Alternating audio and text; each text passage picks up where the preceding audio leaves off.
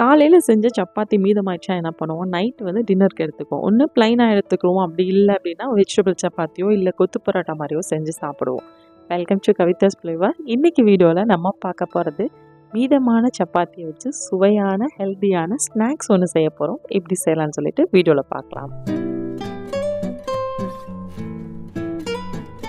மீதமான 4 சப்பாத்தியை நான் இந்த மாதிரி பீஸாக கட் பண்ணி எடுத்துருக்கிறேன்.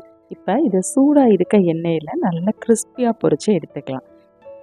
சப்பாத்தியை டைரெக்டாக இந்த மாதிரி நம்ம பொரித்து எடுக்கும் பொழுது ரொம்ப சீக்கிரமாகவே கிறிஸ்பியாக வந்துடும். காலையில் மீதமாயிடுச்சு சப்பாத்தி அப்படின்னா ஈவினிங்கில் நீங்கள் பசங்க ஸ்கூல் விட்டு வந்த உடனே வந்து ஸ்நாக்ஸாக செஞ்சு கொடுக்கறதுக்கு ரொம்பவே சூப்பராக இருக்கும். இப்போ பாருங்கள், நல்ல மொறுமொறுப்பாக ஆயிடுச்சு. இப்போ எண்ணெய் வடித்து எடுத்துக்கலாம். மீதமாக இருக்கிற சப்பாத்தியும் இதே மாதிரி கிறிஸ்பியாக பொரித்து எடுத்துக்கலாம். இந்த மாதிரி பொரிச்ச சப்பாத்தியில் கொஞ்சமாக உப்பு மிளகாய்த்தூள் போட்டுட்டு அப்படியும் வந்து பசங்களுக்கு ஸ்நாக்ஸாக கொடுக்கலாம். இப்போ பாருங்கள், எல்லாமே மொறுமொறுப்பாக பொரித்து முடிச்சாச்சு. எவ்வளோ சலசலன்னு வந்திருக்கு பாருங்கள். நான் 4 சப்பாத்தி எடுத்து இந்த மாதிரி பொரிச்சிருக்கேன். இதுக்கு 1 கப் அளவுக்கு வெல்லம் எடுத்துக்கிறேன், 1/4 கப் அளவுக்கு தண்ணி. இப்போ வெல்லம் வந்து நல்லா கரையட்டும். இனிப்பு மட்டும் நீங்கள் எடுக்கிற சப்பாத்தியோட அளவை பொறுத்து எடுத்துக்கோங்க. இப்போ ஒரு முறை இதை வடிகட்டிட்டு நம்ம எடுத்துக்கலாம். இப்போ நம்ம செய்ய போகிற ஸ்வீட்டுக்கு பாகுபதம் என்னன்னு பார்த்தீங்கன்னா 1 கம்பி பதம். அந்த 1 கம்பி பதம் மட்டுமே போதும். இப்போ வெல்லம் நல்லா கொதிக்க ஆரம்பிச்சிருச்சு. கொஞ்சமாக ஒரு பிஞ்ச் அளவுக்கு ஏலக்காய் தூள் நம்ம போட்டுக்கலாம். நல்லா வெல்லம் நுரையாக வர ஆரம்பிச்சிருச்சு. இப்போ நம்ம பாகுபதம் செக் பண்ணிக்கலாம்.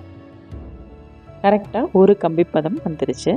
இந்த டைமில் நம்ம ரெடி பண்ணி வச்சுருக்கோம் இல்லையா சப்பாத்தி, அந்த சப்பாத்தியை இதில் சேர்த்துடலாம். பொரித்து வச்சுருக்க சப்பாத்தியை எல்லாமே சேர்த்தாச்சு. இப்போ நல்லா கலந்துட்டு ஒரு 3 நிமிஷம் அப்படியே ஸ்டவ்வில் இருக்கட்டும். ஏன்னா அந்த இனிப்பு டேஸ்ட் வந்து எல்லா சப்பாத்திலையும் ஸ்ப்ரெட் ஆகணும். அதனால தான் இப்போ வந்து ஸ்டவ்வை ஆஃப் பண்ணிடலாம். ஆஃப் பண்ணிவிட்டு வேறொரு பிளேட்டுக்கு மாற்றிட்டு நல்லா ஆற வச்சிடலாம். ஆற வச்சதுக்கப்புறமா இதோட டேஸ்ட் வந்து ரொம்ப ரொம்ப சூப்பராக இருக்கும். திருப்பி எடுத்து சாப்பிடணுன்ற அளவுக்கு இருக்கும் இதோட டேஸ்ட்டு. ரொம்ப சிம்பிளாக பசங்களுக்கு செஞ்சு கொடுக்குற ஸ்நாக்ஸ் ரெடி ஆகிடுச்சு. நீங்கள் இது 1 வாரம் வரைக்கும் கூட வச்சு சாப்பிட்லாம், எதுவுமே ஆகாது. ஈஸியான இந்த ஸ்நாக்ஸ் ரெசிபியை நீங்களும் உங்கள் வீட்டில் சப்பாத்தி மீதமானா செஞ்சு பாருங்கள். நான் வேறொரு வீடியோவில் உங்களை சீக்கிரமாகவே சந்திக்கிறேன். Until then, it's bye from Kavita. Thank you.